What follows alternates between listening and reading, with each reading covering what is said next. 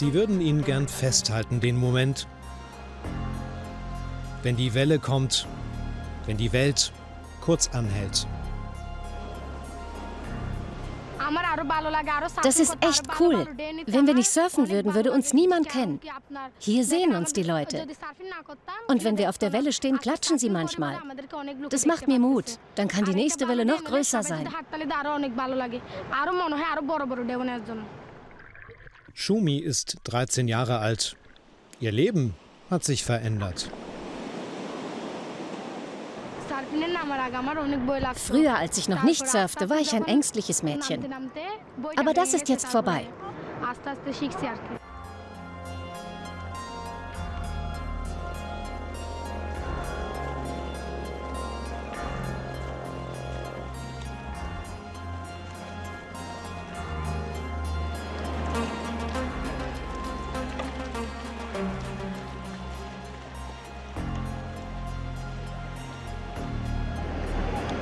Es läuft nicht perfekt, aber darum geht es gar nicht.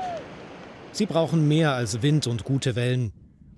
Davon gäbe es am Strand von Cox's Bazar genug. Doch im Süden von Bangladesch sind die Leute sehr religiös. Und die konservative Welt beginnt gleich hier. Gut, dass sich die Mädchen fit halten. Aber wir sind auch ein islamisches Land. Sie sollten das nicht hier tun. Lieber in einem Swimmingpool, wo keine Männer sind. Und wo sie von Frauen trainiert werden.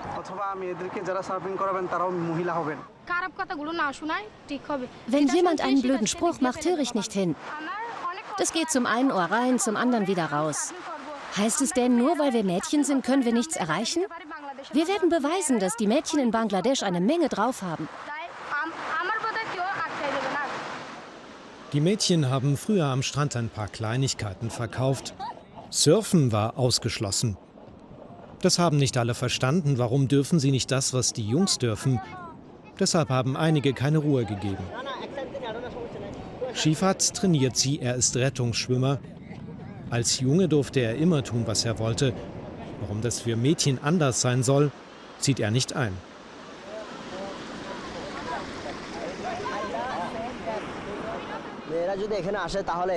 Wir haben hier so einen langen Strand. Wir könnten tausende Surfer trainieren.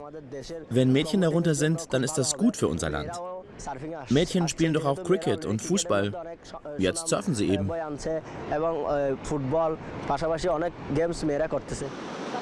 Wie einfach es klingt und wie schwer es doch ist. Denn ein Mädchen in Bangladesch darf ohne Erlaubnis nicht einmal das Haus verlassen. Meist wollen die Familien ihren Mädchen den Sport verbieten. Sie sagen, wir sind Muslime. Das gehört nicht zu unserer Kultur. Surfen ist etwas für Ausländer. Manche Eltern lassen sich überzeugen, doch sie stressen spätestens, wenn die Mädchen 14 sind. Dann sollen sie verheiratet werden.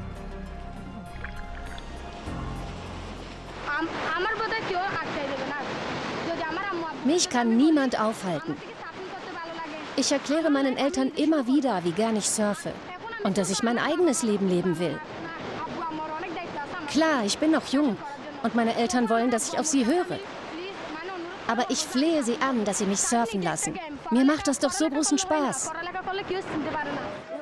Shumi und ihre Freundin kommen erst spät vom Strand nach Hause.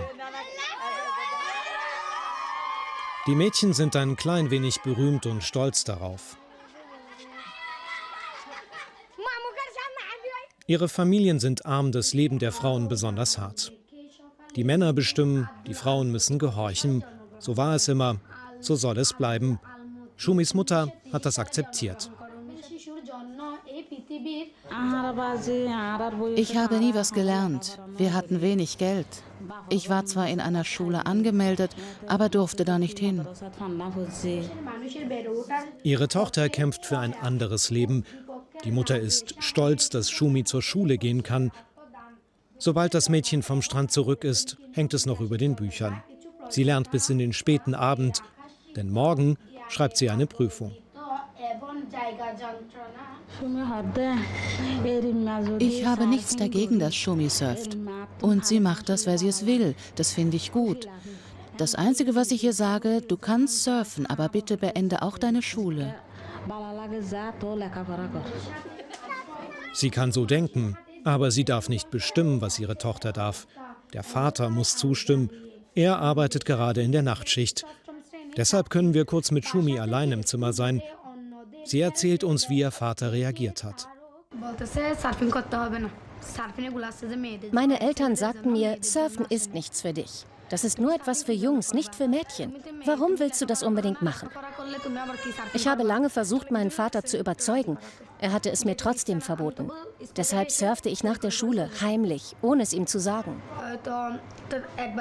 Einmal hat er mich erwischt und geschlagen.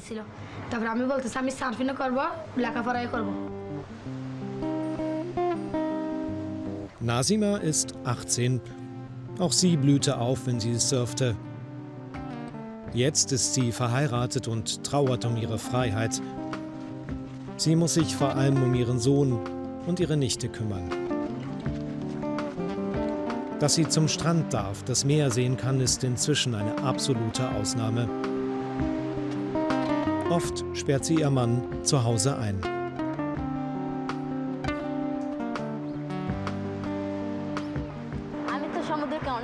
Ich vermisse das Meer so sehr. Ich würde so gern wieder surfen. Jetzt gerade im Moment wünsche ich es mir besonders heftig. Am liebsten würde ich gleich ins Wasser rennen und loslegen. Aber ich darf nicht. Mein Mann erlaubt es nicht. Auch seine Familie hat ein Problem damit. Naja, und jetzt habe ich auch ein kleines Kind. Nasimas Gesicht erzählt noch von der Freiheit, die sie verloren hat. Das Ehepaar sagt, es habe aus Liebe geheiratet. Das fällt schwer zu glauben. Ich verdiene das Geld. Ich bin für sie verantwortlich. Sie hat keine besondere Rolle. Sie muss kochen, für meine Eltern sorgen, für unser Kind. Sollte sie wieder surfen gehen, werde ich sehr böse reagieren. Sehr böse. Sie kann sich nichts Schlimmeres vorstellen. Es interessiert ihn nicht, dass Nasima vielleicht die beste Surferin in Bangladesch war. Und dann auf einmal spricht sie Englisch, damit ihr Mann sie nicht versteht. Ich mag meinen Mann ja sehr, aber manchmal ist alles schwer auszuhalten. Ich will so gern wieder surfen gehen, aber er ist nur zufrieden, wenn ich zu Hause bleibe. Und manchmal, da schlägt er mich.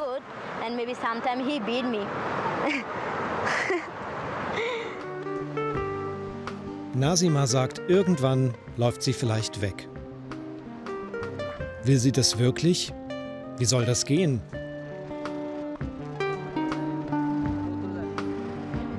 Das weiß sie selbst nicht.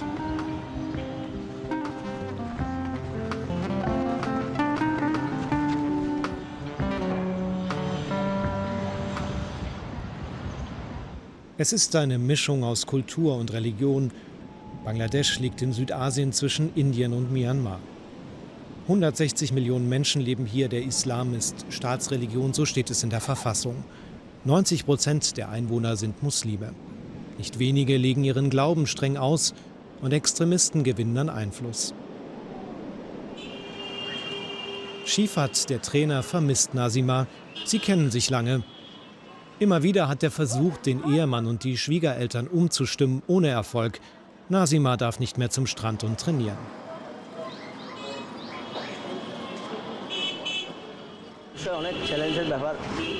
Das fordert uns echt heraus. Nach der Hochzeit entscheidet hierzulande alles der Ehemann. Und es ist wahnsinnig schwer, die Männer zu überzeugen. Keiner will seiner Frau erlauben, das Haus zu verlassen. Auch Shifat ist verheiratet. Wie würde er reagieren, er, der Ehemann, wenn seine Frau plötzlich surfen möchte?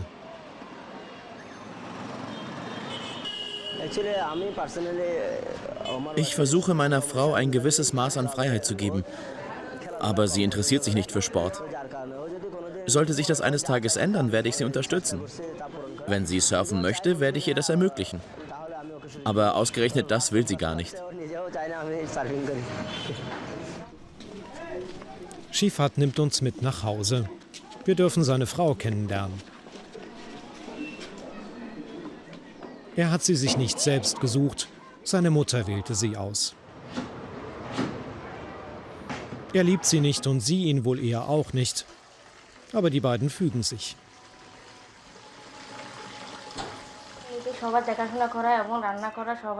Nach der Hochzeit kümmern wir Frauen uns um alles. Also besonders um den Mann und die Schwiegereltern.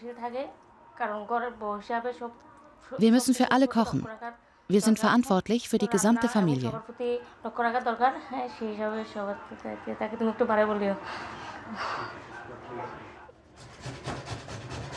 Auch Jahanara hatte Hobbys, sie malte.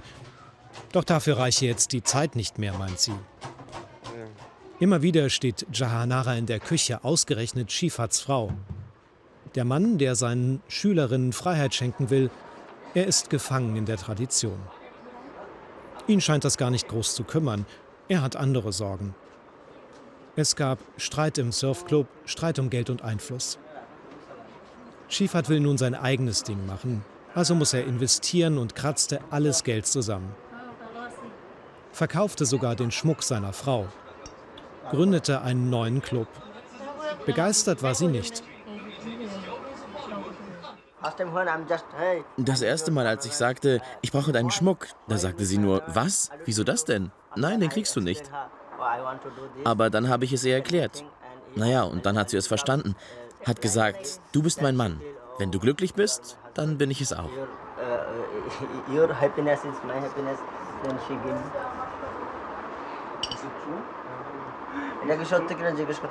Stimmt. Das war so. Aber jetzt ist Schluss. Ein für alle Mal. Denn nun ist er komplett verrückt geworden. Er will meinen restlichen Schmuck auch noch verkaufen, weil er einen neuen Laptop braucht. Aber diesmal mache ich nicht mit.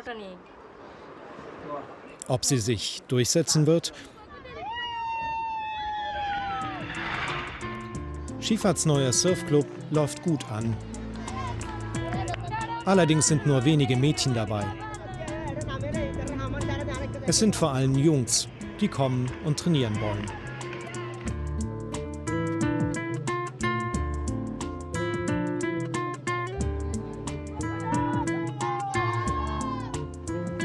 Und dann erleben wir noch eine Überraschung. Nasima ist wieder da, die Frau, die nicht mehr surfen durfte, weil ihr Mann es ihr verboten hatte. Sie hat sich ein bisschen freigekämpft. Shifat hat ihr im neuen Club einen Job als Trainerin gegeben. Gemeinsam planen sie einen Wettbewerb. Wer ist der beste Nachwuchssurfer? Früher hätte Nasima das locker gewonnen. Sie war auf dem Weg, ein Star zu werden. Vergessen ist das nicht.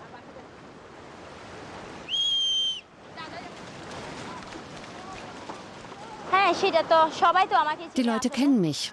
Damit habe ich nicht gerechnet. Dass ich bekannt bin, nur weil ich mal gesurft habe. Ich hätte einfach nicht so früh heiraten dürfen. Ich mag es sehr, jetzt die anderen zu trainieren. Nur mein Mann will das einfach nicht verstehen. Ihm ist egal, ob ich eine tolle Surferin bin.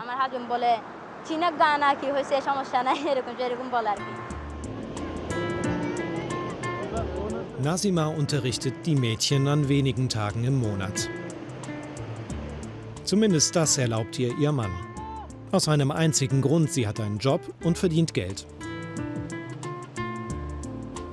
Nasima geht es aber um etwas anderes. Sie will ein Stück Freiheit schenken. Freiheit, um die sie lange kämpfen musste, die sie längst wieder verloren hatte. Die hohen Wellen sind dann noch der leichtere Gegner.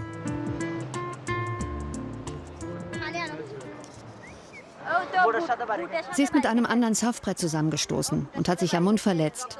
Ich gebe ihr etwas Wasser. Medizin haben wir nicht.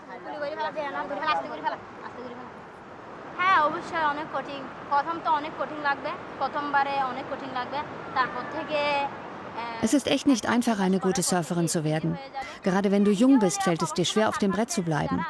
2, 3 Monate brauchst du, um es zu lernen. Heißt hinfallen, wieder aufstehen, immer wieder. Wenn es sich doch nur lohnen würde, denn sie können noch so gut sein. Die Freiheit ist bedroht. Ich finde toll, wie Nassima gesurft hat, aber zu Hause ist es nicht einfach. Meine Familie erlaubt mir manchmal nicht zu surfen.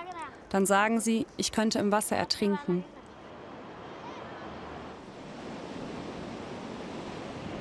Regelmäßig besucht Shifat manchmal gemeinsam mit Nassima die Mädchen zu Hause. Sie reden mit den Eltern, werben und erklären, dass sie auf die Kinder aufpassen. Sie gehen kleine Schritte und wissen nie, ob sie ihr Ziel erreichen.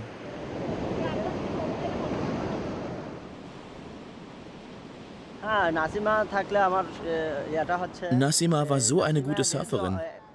Ihren Namen kennt jeder. Das motiviert die Mädchen.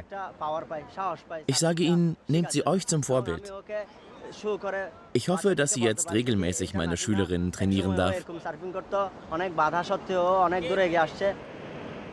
Nichts würde Nassima lieber tun. Gern wäre sie Mutter und Trainerin. Haushalt, Job, Hobby, das geht zusammen, sagt sie. Sie traut es sich zu. Heute hilft sogar ihr Vater mit. Er kümmert sich um seinen Enkel, damit Nassima zum Wasser kann.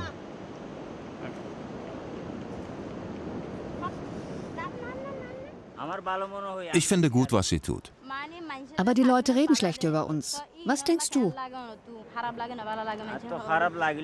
Meine Tochter surft, seit sie klein ist. Und ich sehe das gern. Das war's.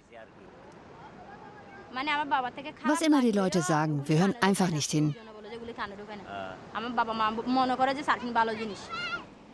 Auch Shifats Frau ist heute zum Strand gekommen. Sie wirkt fremd und verloren in dieser Surferwelt und weit entfernt vom eigenen Mann. Der teilt mehr Interessen mit der sportlichen Nassima. Erst einmal, ich habe ja gar keine Zeit zu surfen. Ich möchte auf keinen Fall meine Familie vernachlässigen. Und dazu kommt, die Gesellschaft erlaubt es einfach nicht. Eine verheiratete Frau soll nicht surfen. Nassima will das nicht hören. Denn der Moment ist zu stark. Der Moment, wenn die perfekte Welle kommt, wenn die Zeit stillsteht, wenn sie alles andere vergessen kann. Dann ergreift sie die Chance, schnappt sich ein Brett. Wichtig nur, dass alle anderen Abstand halten, dass niemand ihr zu nahe kommt und sie berührt. Es fühlt sich gut an, nach so einer langen Zeit wieder zu surfen. Es war am Anfang nicht leicht. Aber dann habe ich mich wieder daran gewöhnt. Shifat sieht sofort, das ist nicht die Nassima, die er kennt. Nicht so perfekt wie früher. Er spürt, wie unsicher sie geworden ist, dass sie vieles neu lernen muss.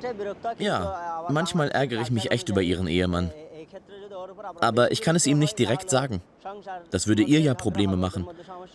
Ich habe Nassima gesagt, du musst zu Hause tun, was er will. Und ich überzeuge ihn, dass du surfen darfst. Ein kurzes Glück, ein paar Minuten auf dem Brett. Das verlangt Mut. Denn für heute hatte ihr Mann ihr das Surfen nicht erlaubt.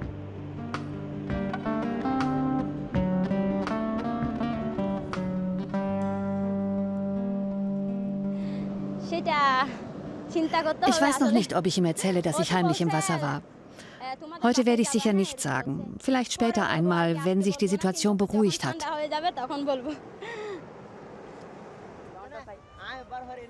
Am Ende wird gefeiert.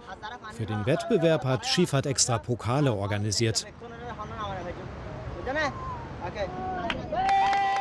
2 Jungs liegen vorn.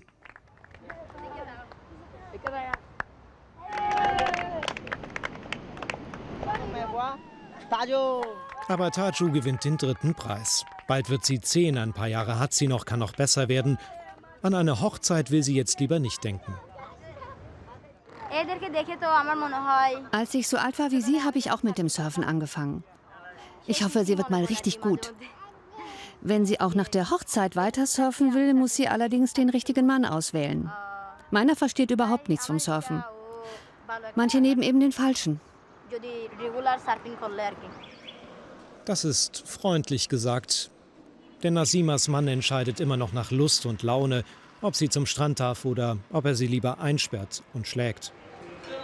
Er bestimmt über seine Frau und genau das erwartet seine Familie von ihm.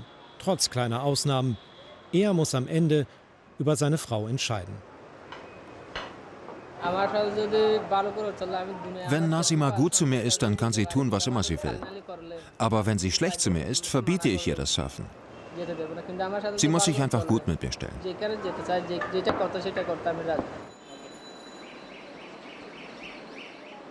Wenn der Ehemann Nein sagt, dann gilt das wie ein Gesetz. Auch Nasimas Vater kann da nicht helfen. Er war es, der seiner Tochter schon früh das Surfen erlaubte, auch wenn seine Nachbarn ihm das übel nehmen.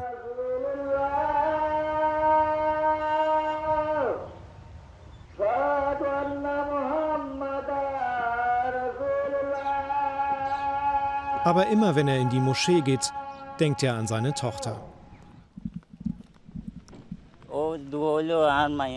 Ich möchte, dass Nasima glücklich ist. Ich bete für sie. Nasimas Vater lebt in einem kleinen Dorf, eine halbe Autostunde vom Strand entfernt. Die Leute hier sind streng religiös. Männer haben das Sagen. Sie ärgern sich, dass seine Tochter so viel Aufmerksamkeit bekommt. Nasimas Vater grenzen sie aus. Und warum? Sagt der Mullah in der Moschee ganz deutlich.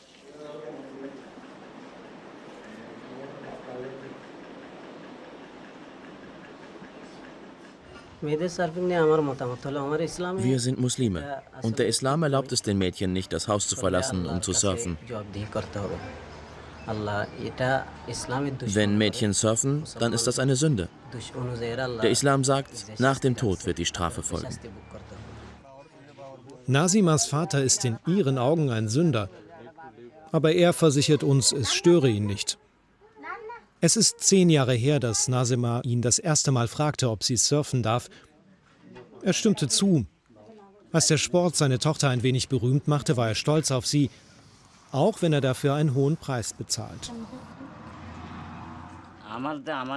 Egal, ich bin mein eigener Herr. Mir hilft ja auch sonst keiner.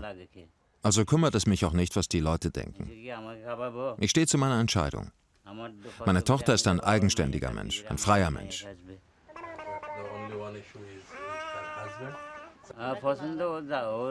Aber nun ist sie verheiratet. Und ihr Mann muss für sie entscheiden. Die beiden müssen darüber diskutieren, was sie darf und was sie nicht darf. Damit habe ich nichts mehr zu tun. Und doch belastet es ihn, so machtlos zu sein. Vor allem dann, wenn er hört, dass seine Tochter eingesperrt und geschlagen wird.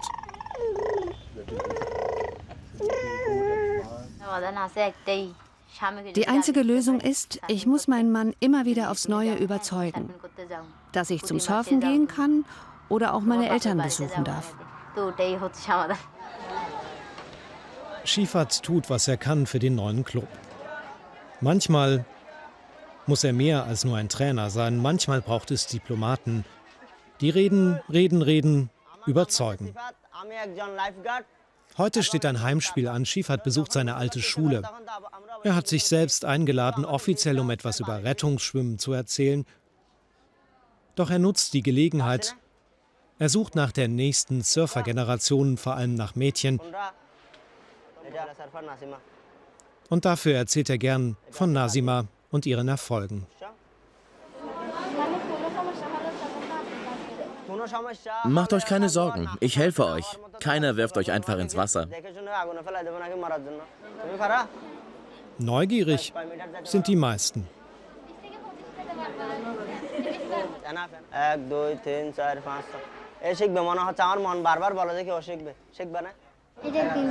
Ich bin nicht sicher, wie meine Eltern reagieren würden.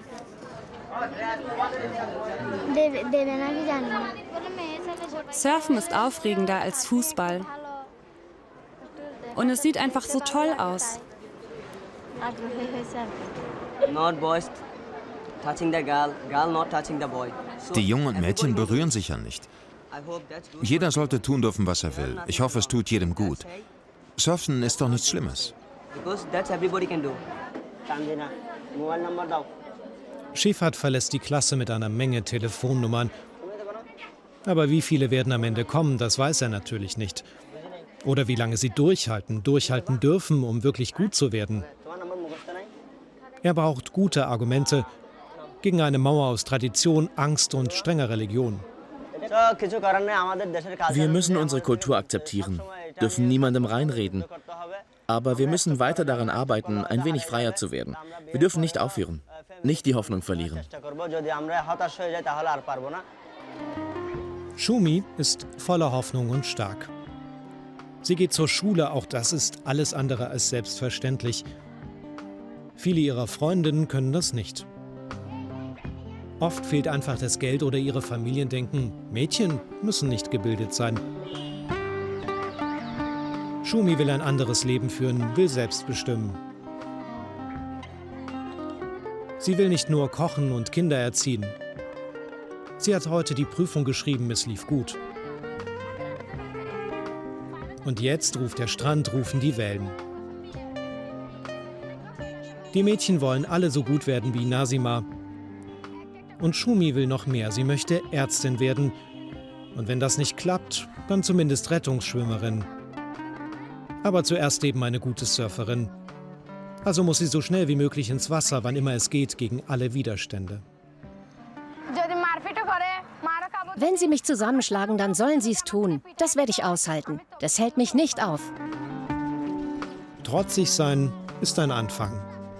Also die Wirklichkeit ausblenden, das hilft vielleicht, sie zu verändern.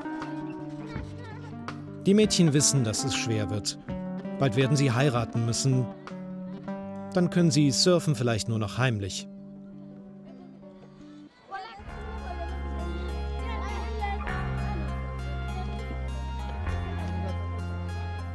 Aber wenn sie ins Wasser gehen, fühlen sie sich stark, unbesiegbar. Dann scheint für ein paar Augenblicke alles möglich.